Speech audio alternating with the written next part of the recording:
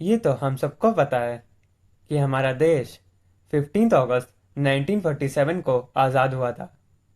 लेकिन इसके पीछे क्या बैकग्राउंड था, किस किस का कंट्रीब्यूशन था, और वो कौन से इवेंट्स थे जिनकी वजह से हमको आज़ादी मिल पाई, ये बहुत ही कम लोगों को पता है। मैं तो हमेशा से ही इंटरेस्टेड रहता था ये जानने के लिए, एंड आई एम श्योर आप भी रहते होंगे। आज हम इन्हीं सब टॉपिक्स को कवर करेंगे। इस सीरीज में हम 1919 से 1947 तक की प्रेस्टीजियस हिस्ट्री को कवर करेंगे। कुछ बहुत इंपॉर्टेंट इवेंट्स जैसे कि non cooperation movement, quit India movement, Jallianwala Bagh, world war 2 को कवर करेंगे। रिसोर्सेज जो मैंने इस सीरीज में यूज़ किए हैं वो है a brief history of modern India by spectrum, India struggle for independence bye Bipin Chandra, NCERT and internet. मैं तो बहुत एक्साइटेड हूँ इस सीरीज के लिए, एंड आई एम श्योर आप भी होंगे। तो ज़्यादा टाइम न लेते हुए शुरू करते हैं episode 1, the beginning of end of British empire, British Raj के अंत की शुरुआत। वर्ल्ड वॉर 1 1914 से 1919 तक चला था, और उसमें हम इंडियंस ने बहुत मदद की थी ब्रिटिशर्स की। सबको यही लग रहा था कि रिटर्न में ब्रिटेन भी ऐसा ही करेगा, लेकिन असलियत में ब्रिटिशर्स ने क्या किया ये आपको आगे पता चलेगा। पहले उस टाइम इंडिया की क्या कंडीशन थी उसके बारे में बात करते हैं। वॉर को फंड करने का पैसा उनके पास कैसे आता? हमारा टैक्स बढ़ाकर। इससे हमारी इकोनॉमिक हालत बहुत ख़राब हो गई। हर तरफ बस गरीबी थी, लोगों के पास पैसे नहीं थे खाना खरीदने के। अनएम्प्लॉयमेंट भी बढ़ गया था। जो लोग हमारे देश के गए थे ब्रिटेन की साइड से वर्ल्ड वॉर लड़ने, जब वो वापस आए तो पहले से भी ख़राब हालत थी। हमारे कॉपरेशन के बदले में ब्रिटिशर्स मॉन्टेगू क्लेम्सफोर्ड रिफॉर्म्स लाई, और इन्हीं पर government of India act 1919 based था। अब आइए इनके कुछ फीचर्स जानते हैं। गवर्नमेंट ऑफ इंडिया एक्ट 1919 में ब्रिटिशर्स ने डायआर्ची इंट्रोड्यूस किया। इसमें दो गवर्नमेंट बनाई गई, एक स्टेट लेवल पर, एक नेशनल लेवल पर। सारे सब्जेक्ट जैसे कि फिनेंस, एजुकेशन, इंडस्ट्री, एग्रीकल्चर को दो लिस्ट में डिवाइड कर दिया गया। रिजर्व लिस्ट, जिसमें law and order, land revenue, finance जैसे सब्जेक्ट थे जो गवर्नर और उनकी एग्जीक्यूटिव काउंसिल के अंडर थे। वहीं बाकी सब्जेक्ट जैसे कि education, health, agriculture state legislature के अंडर थे। स्टेट लेजिस्लेचर के 70% मेंबर्स इलेक्ट होकर आते थे, और अगर वो मेजॉरिटी प्रूव नहीं कर पाते तो उन्हें रिज़ाइन करना होता, नो कॉन्फिडेंस मोशन के तहत, जैसा आज भी है। अब इसके ड्रॉबैक्स, ये नुकसान क्या थे, उस पर बात करते हैं। जो सेंटर में गवर्नमेंट थी वो अभी भी वाइसरॉय के अंडर में थी। सब्जेक्ट का जो डिवीज़न था वो बहुत ही इरेशनल था। स्टेट के जो मिनिस्टर थे उनका अभी भी कोई कंट्रोल नहीं था फिनेंस और ब्यूरोक्रेट्स के ऊपर। इस पर कांग्रेस का कहना था ये बहुत ही डिसअपॉइंटिंग और अनसेटिस्फैक्ट्री है। जब से मॉन्फोर्ट रिफॉर्म लागू होना था उससे 6 महीने पहले एनार्कियल एंड रिवॉल्यूशनरी क्राइम्स एक्ट, जिसे हम रॉलेट एक्ट के नाम से भी जानते हैं, उसे मार्च 1919 में लेजिस्लेटिव काउंसिल में पास कर दिया गया। सारे इंडियन मेंबर्स ने इसके खिलाफ वोट किया, लेकिन माइनॉरिटी में होने की वजह से वो एक्ट पास हो गया। रॉलेट एक्ट से ब्रिटिशर्स को पावर मिल गई थी कि वो किसी को भी बिना वारंट के अरेस्ट कर सकते हैं अगर उनको उस पर जरा सा भी शक हो तो। प्रेस पर कंट्रोल लगा दिया और फ्रीडम ऑफ स्पीच जैसे बेसिक राइट भी छीन लिए गए। इसकी वजह से कलकत्ता, बॉम्बे, दिल्ली जैसे शहरों में दंगे होने लगे और पंजाब में तो बहुत ही ज़्यादा होने लगे। शुरुआत में तो लोगों ने पंजाब में पीसफुल प्रोटेस्ट किया, लेकिन जब 9 अप्रैल को वहां के दो नेशनलिस्ट लीडर को पुलिस ने अरेस्ट कर लिया, वो भी बस इसलिए क्योंकि उन्होंने बस मीटिंग में स्पीच दी थी, तो लोग फिर से सड़कों पर उतर आए। और भीड़ को कंट्रोल करने के लिए पुलिस ने लोगों पर फायरिंग कर दी, जिसमें कई लोगों की डेथ हो गई। तो लोग गुस्से में आ गए और दंगे हो गए, जिसमें 5 पुलिस वाले मर गए। पंजाब में मार्शल लॉ लगा दिया गया और 3 से ज़्यादा लोगों की गैदरिंग पर रोक लगा दी गई। फिर आया 13 अप्रैल का वो काला दिन।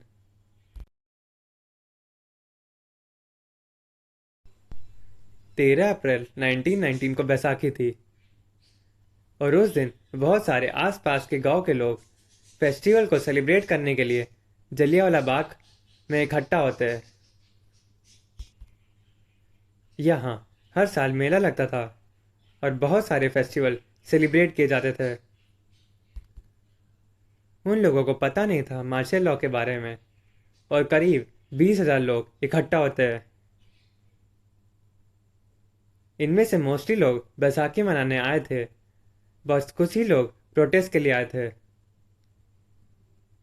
तभी वहां जनरल डायर पुलिस के साथ आकर बाहर निकलने वाले गेट को बंद करा देता है।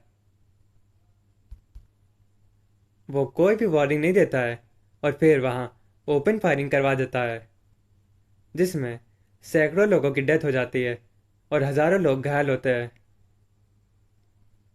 और यहीं से शुरुआत होती है ब्रिटिश राज के अंत की।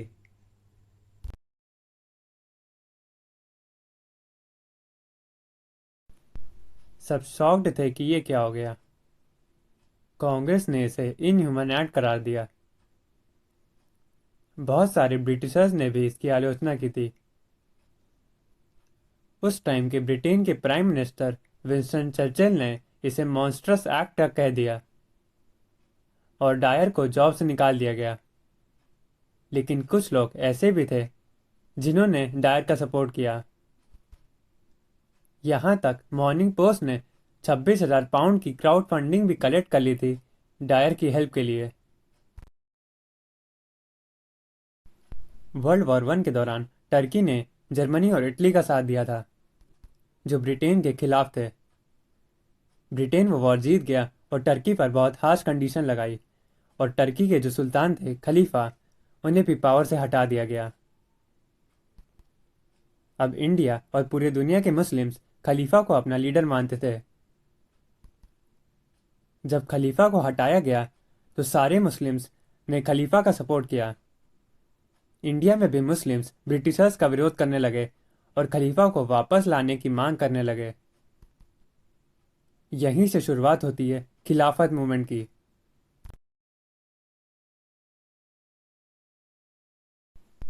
अब गांधी जी को लगा कि ये गोल्डन अपॉर्चुनिटी है हिंदूज और मुस्लिम को एक साथ लाने की, तो उन्होंने ब्रिटिशर्स का विरोध करने के लिए शुरुआत कर दी नॉन कॉपरेशन खिलाफत मूवमेंट की। 31 अगस्त 1920 को नॉन कॉपरेशन खिलाफत मूवमेंट की ऑफिशियली शुरुआत कर दी गई। गांधी जी ने मोहम्मद अली और शौकत अली के साथ पूरे देश की यात्रा की और लोगों तक अपनी आवाज़ पहुंचाई। अब लोगों ने इसका रिस्पॉन्स कैसे किया आइए जानते हैं। हजारों स्टूडेंट्स ने गवर्नमेंट स्कूल और कॉलेजेस छोड़कर नेशनल स्कूल एंड कॉलेजेस में एडमिशन ले लिया, जिनको फ्रीडम फाइटर्स रन कर रहे थे। लॉयर्स ने भी अपनी जॉब छोड़ दी। विदेशी कपड़ों को इकट्ठा करके रोड पर जलाया जाने लगा और उनका इंपोर्ट आधा हो गया। तिलक स्वराज फंड की शुरुआत की गई, जिसमें 1 करोड़ से ज्यादा रुपए कलेक्ट किए गए। कांग्रेस ने लोकल लोगों से कहा कि सिविल डिसओबीडियंस मूवमेंट की भी शुरुआत कर दो और टैक्स देना बंद करो। असम में भी टी प्लांटेशन के वर्कर स्ट्राइक पर चले गए। बहुत सारे छोटे छोटे मूवमेंट जैसे कि अवध किसान मूवमेंट, मप्पिला रिवॉल्ट, इक्का मूवमेंट की भी शुरुआत हो गई। अब इस पर लोगों का क्या रिस्पॉन्स था आइए जानते हैं। Middle class. मिडिल क्लास के लोगों ने स्टार्टिंग में तो हिस्सा लिया, लेकिन बाद में वो पीछे हट गए। जब गवर्नमेंट जॉब टाइटल छोड़ने की बात आई तो उन्होंने उसे मना कर दिया, लेकिन जो यंग लोग थे उन्होंने सपोर्ट किया इस मूवमेंट को। बिजनेस क्लास बिजनेस क्लास के लोगों ने सपोर्ट किया क्योंकि इंपोर्ट गिर रहे थे और स्वदेशी के यूज से उनको फायदा हो रहा था। लेकिन उनको ये डर भी सताने लगा कि कहीं उनकी फैक्ट्री के वर्कर भी स्ट्राइक पर न चला जाए। फार्मर्स फार्मर्स ने तो बहुत ही ज़्यादा सपोर्ट किया, लेकिन वो ब्रिटिशर्स के साथ साथ अपने इंडियन लैंडलॉर्ड्स के खिलाफ भी खड़े हो गए, क्योंकि इन लोगों ने भी सालों तक इन्हें सप्रेस किया और लूटा था। स्टूडेंट्स स्टूडेंट्स ने भी बहुत सपोर्ट किया था। हजारों स्टूडेंट्स ने स्कूल और कॉलेजेस छोड़ दिया और नेशनल स्कूल एंड कॉलेजेस में एडमिशन ले लिया। वुमेन वुमेन ने भी इस मूवमेंट में पार्ट लिया और कईयों ने तो अपनी ज्वेलरी तक बेच दी तिलक फंड में कंट्रीब्यूट करने के लिए।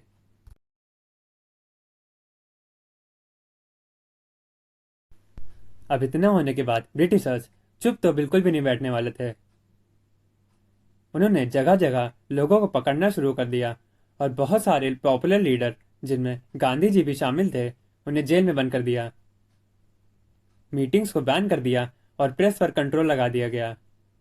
फिर आया 5 फरवरी 1922 का दिन।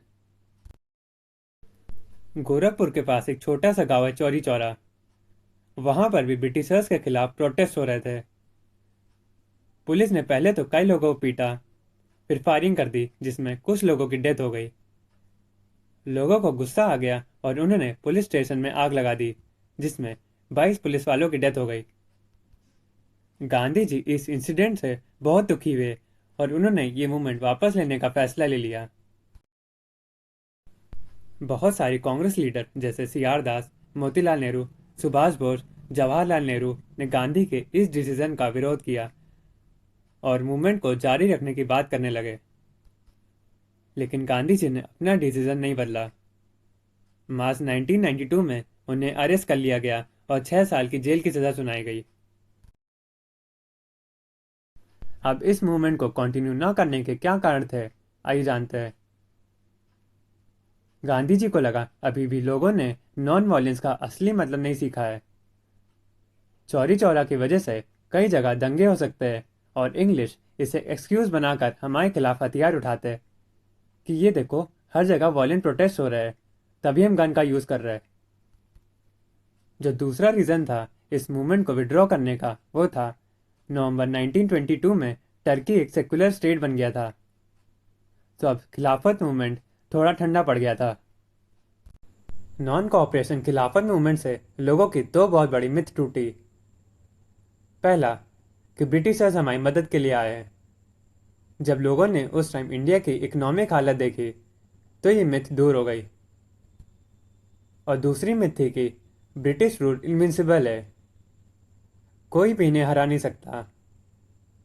नॉन कोऑपरेशन खिलाफत मूवमेंट में सबका सपोर्ट देखकर लगा कि हाँ, हम इन्हें हरा सकते हैं, और इतने सालों से ये हमको मामू बना रहे थे।